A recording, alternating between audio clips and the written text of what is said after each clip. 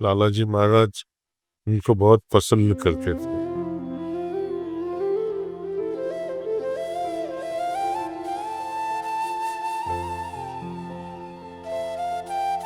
लाला जी महाराज का वॉल्यूम 2 में है, उनके बारे में मेंशन किया हो।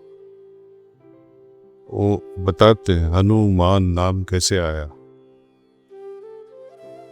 हनु मीन्स विदाउट, मान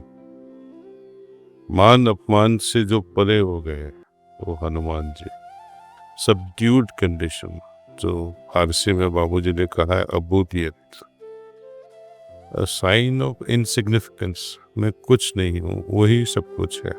वो जब भावना आ जाती है, दैट इज अ स्टेट।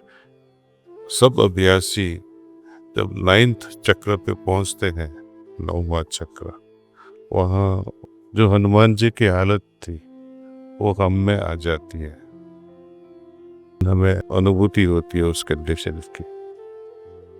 वो टुवर्ड्स इन्फिनिटी में बाबूजी ने मेंशन किया है। एक अभ्यासी के साथ बाबूजी का उनके बारे में थोड़ा डिस्कशन भी हुआ। ఒకసారి బాబూజీతో ఒక అభ్యాసి హనుమంతుడు ఒక్క అంగలో సముద్రాన్ని లంఘించడం గురించి ప్రస్తావించాడు.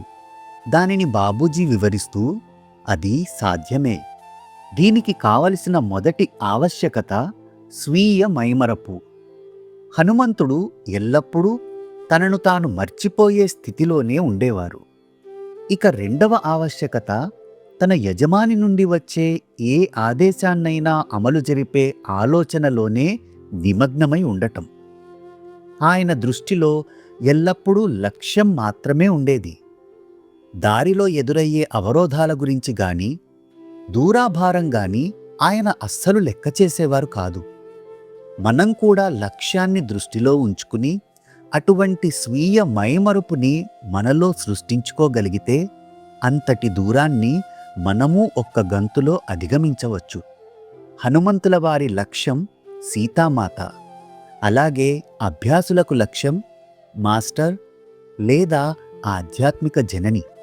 దీనికి కావలసిన అత్యున్నత గుణాలు 2. మొదటిది, నేను నా మాస్టర్తో అనుసంధానమై ఉన్నంతవరకు ఎటువంటి తప్పు జరగదనే అపారమైన ధైర్యం. రెండవది వినమ్రత అని బాబూజీ చెప్పారని హనుమాన్ జయంతి సందర్భంగా దాజీ గుర్తు చేశారు. आप सभी को हनुमान जयंती की शुभकामनाएं।